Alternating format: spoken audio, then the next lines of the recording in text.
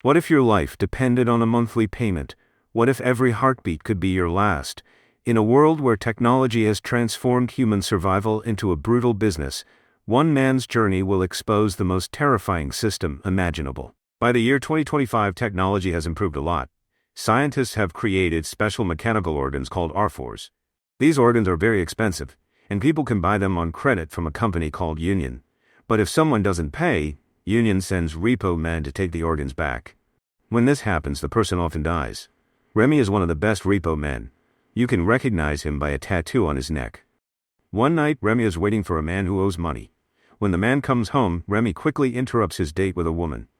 Remy introduces himself as someone from Union, then knocks the man out with a taser. The woman tries to stop him by hitting him with her bag, but Remy makes her unconscious too. After that, Remy puts on special clothes to keep himself clean. He listens to music while using his tools to take the organ from the man's body. He cleans it and puts it in a sealed bag. The next morning, Remy is at home with his wife, Carol, and his son, Peter. He drops Peter off at school and spends the day going around the city, taking organs from people who didn't pay. He leaves the people to die. Later, he goes to Union headquarters. At Union, he sees a worker wearing a big bunny costume. Remy gets coffee while people waiting to buy organs watch him. He also sees his boss, Frank Mercer, convincing a family to sign a contract for an organ. Later, Remy goes to the break room for repo men. There he meets Raymond Pearl, who is upset because he only gets small jobs. Pearl reminds Remy that he's on probation because he hurt a woman on the subway. Suddenly, Frank appears and tells Remy not to stay in the main area because he might scare the customers. Frank then takes Remy to another room to scan the R4s, mechanical organs, that Remy collected that day. While Remy is scanning, Jake, his best friend, joins them. Jake and Remy have known each other for a long time. Jake used to bully Remy in school, but they later became friends when they served in the military together. After the war, they got jobs at Union because their skills fit the work. The recruiter told them they were helping the healthcare system, but they didn't really care. They just liked the missions? Frank jokes with them, calling them children. Then Jake invites Remy to go out for drinks. Remy agrees but stops by his wife Carol's workplace first to talk to her. Carol is upset. She scolds Remy for not trying to transfer to the sales department, where the job is safer. They argue in the car. Later, Jake tells Remy that he thinks Carol is trying to control him and says they will always be repo men. Remy understands why Carol is worried. While stopped at a red light, they use a special scanner to check a man walking nearby. The scanner shows that the man has an R4. Remy and Jake tease him, reminding him what happens if he doesn't make his payments. The man gets scared and runs away, and they laugh. Remy and Jake go to a bar, have a few beers, and talk about what it would be like to repossess an organ from someone they know. While they're there, Remy notices Beth, the singer, performing at the bar, and seems interested in her. Later that night, Remy goes home, plays some music by T-Bone, and tries to be romantic with his wife Carol. But Carol rejects him. Instead, Remy goes upstairs to spend time with his son Peter, and talk about his school day. A few days later, Remy has a barbecue in his backyard. During the party, Jake asks Remy for help with a job. Jake has a client to repossess an organ from, and wants to do it right there. At first, Remy doesn't like the idea, but Jake convinces him by offering to split the double payment. Soon a taxi arrives. Jake opens the client's stomach right there in front of the house while Carol and Peter see everything. When they go inside, Carol is very angry at Remy for allowing this to happen. She gives him an ultimatum: choose between his job or his family. Then she leaves with Peter. Remy tells Jake that he needs to talk to their boss, Frank, about what happened. That night, Remy and Jake go on patrol. They talk about a new technology called the M5 neural net, which puts people with brain damage into a permanent dreamlike state. Their conversation is interrupted when Jake's scanner detects a nest, a hideout for many clients who haven't paid and are trying to escape the country. They grab weapons from the car trunk and go inside to capture the clients. At first, Remy and Jake easily take down people in the nest, but soon they face resistance. Jake fights two clients, using punches or a stun baton. Remy gets into a hand-to-hand fight and stabs his opponents. Later, he finds Jake struggling against a bigger man. Remy takes down the man and argues with Jake, who insists he didn't need help. A few hours later, they return to Frank's office with everything they collected, including 2 signal jammers that people use to avoid detection by repo men. After storing the items, Frank praises them and offers them a promotion to become full-time raid captains. However, Remy declines because he plans to request a transfer to the sales department. Before Remy can say this, Jake interrupts and tells Frank they're happy with their current jobs. After finishing the job, Jake reminds Remy how important it is to follow the rules. Then Remy drops Jake off at his house and decides to handle one last repo job. The client is Jimmy T-Bone, a musician Remy has admired for a long time. Remy finds T-Bone at home working on music and using some red powder. When Remy mentions he's a fan, T-Bone asks for help finishing a song before Repossession. Remy agrees, and after they complete the song, he promises to take it to a record company. Then Remy asks T-Bone to lie down so he can repossess his mechanical heart. To start, Remy needs to stop the heart using a special defibrillator device. But when he places the device on T-Bone's chest, it malfunctions. The device electrocutes Remy, and he passes out. This is the third time in his life that this has happened. A few days later, Remy wakes up in a hospital bed. Jake and Frank are there, but Carol had left before he could see her. They tell Remy that the accident was caused by a faulty defibrillator. Then they give him shocking news. His heart has been replaced with an artificial organ. Frank teases Remy with a sales pitch, but Remy is angry. He says he doesn't want the artificial heart and tries to leave the room. However, as he disconnects the hospital equipment, blood spills everywhere. Remy takes a few steps before collapsing. He realizes he has no choice but to accept the artificial heart. When Remy is discharged from the hospital, he goes home, but the locks have been changed. When he rings the doorbell, Carol answers and gives him a suitcase. She tells him he chose his job over his family and shuts the door. Remy moves in with Jake, who welcomes him with drinks and suggests they go out with some girls. But Remy is too tired and just wants to rest. A few days later, Remy returns to work. His co-workers throw a small welcome-back party with a dancer.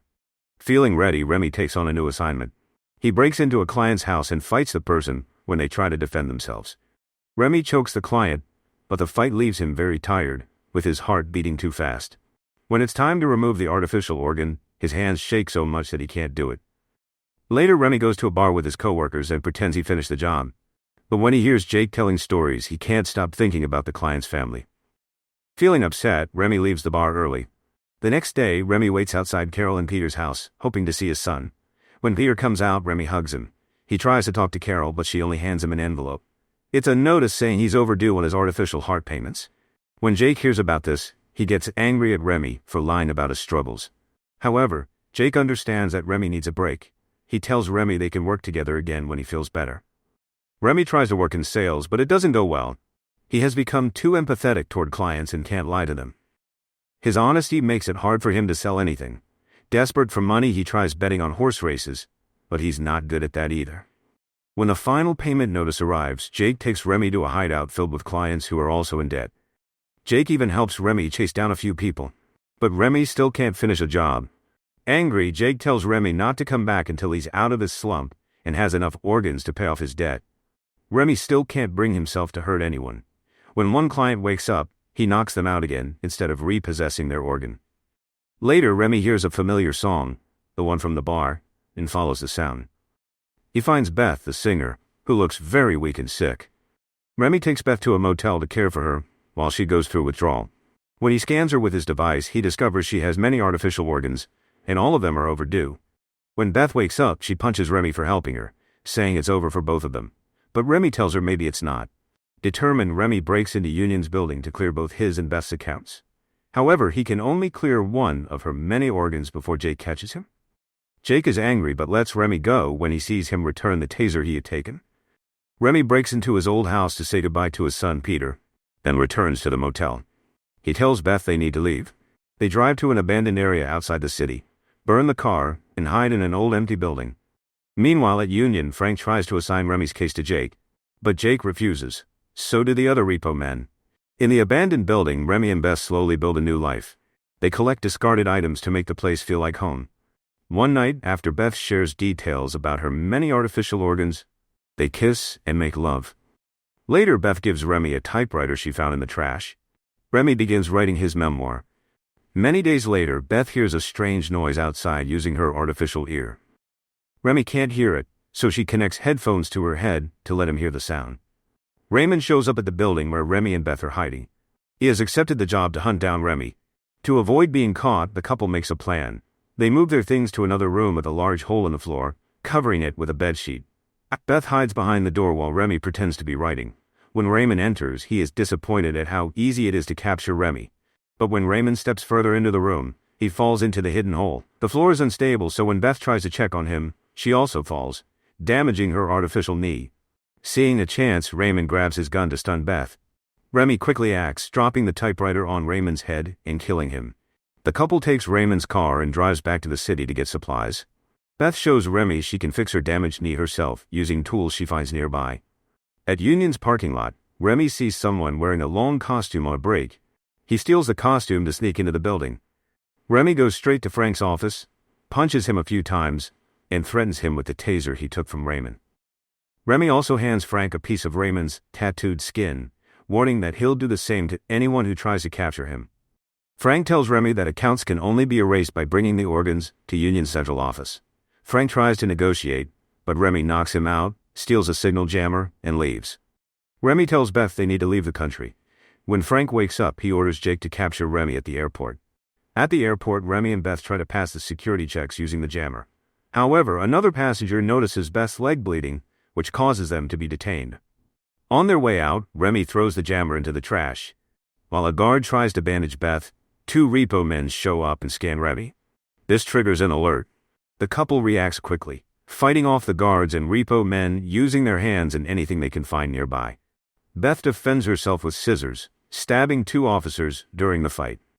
After defeating everyone, Remy and Beth leave the airport office and run into Jake, who was on the other side of the security glass. Jake can't stop them. Remy lifts Beth and carries her out of the building. The couple drives to an old building in the slums where they meet Asbury, a black market organ dealer Beth has worked with before. Asbury shares some red powder with Beth and argues with Remy about professional ethics. However, he tells them he can't help Beth because he no longer deals with joint replacements. He directs them to Alba instead. When they arrive, they find 2 offices.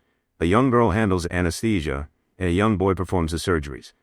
Remy worries that the boy is too young and inexperienced, but the boy proves to be very skilled. After the procedure, Beth wakes up a few hours later, and they return to Asbury's place. When they get back, they discover Asbury has been repossessed. Jake shows up and tries to convince Remy to come back to Union. Remy refuses, saying he hasn't been the same since the accident. Jake then admits the accident wasn't an accident. He had rigged the shock unit to stop Remy's heart temporarily. He did it to prevent Remy from transferring to the sales department. Angry, the 2 men start fighting hand to hand. At first they are evenly matched, but Jake eventually overpowers Remy and throws him through a wall. Jake continues tossing Remy around until Remy lands on a metal bridge. Despite being injured, Remy laughs and pulls out a knife, stabbing Jake in the leg. Jake retaliates, knocking Remy unconscious. As Remy is out cold, memories flash through his mind. He is awakened by Beth, who has tased Jake.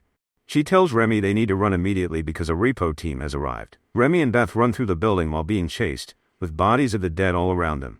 When they reach a dead end, Rhea, the leader of an underground community, rescues them and pulls them into a hidden room. Rhea sees Remy's tattoo and threatens to shoot him, thinking he's dangerous. But after he shows her the scar on his chest, she allows him to stay. That night, Remy can't sleep because of nightmares. He goes outside and sees the building filled with bodies, including Elvis. The next day he tells Beth there's no escape. No one can hide forever. Determined to end it all, he decides to go to Union's headquarters and destroy the entire system. Later on a train, they run into Carol and Peter. Remy and Carol argue, and Peter uses his father's taser to knock out Carol. Before leaving, Remy gives Peter a manuscript and tells him to find him in Fidel Este when he grows up. Remy and Beth wait for Frank in his car, sedating him when he arrives. They take his car and use it to return to Union's headquarters. At Union, Remy fights 2 guards and shoots a third. He uses Frank's eye to unlock a door and enter the building. After shooting a security camera, he and Beth find a lab where scientists are working on artificial organs. Most scientists ignore them, but one man leaves the room through another door. Remy tries to follow the man, but guards arrive and begin shooting, killing several scientists. Remy and Beth escape through the door the man used and find a hallway leading to Union's database room. The room is heavily guarded by security and repo men.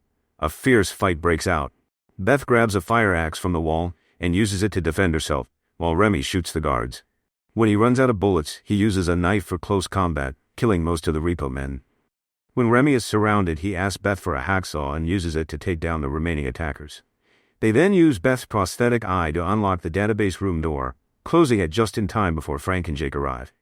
Inside the database room, they discover the system interface is an organ scanner. To erase the data, they realize the only way is to cut open their bodies and scan their artificial organs. After using a little of the red powder, they start the process with Remy's heart, and stitch the wound afterward.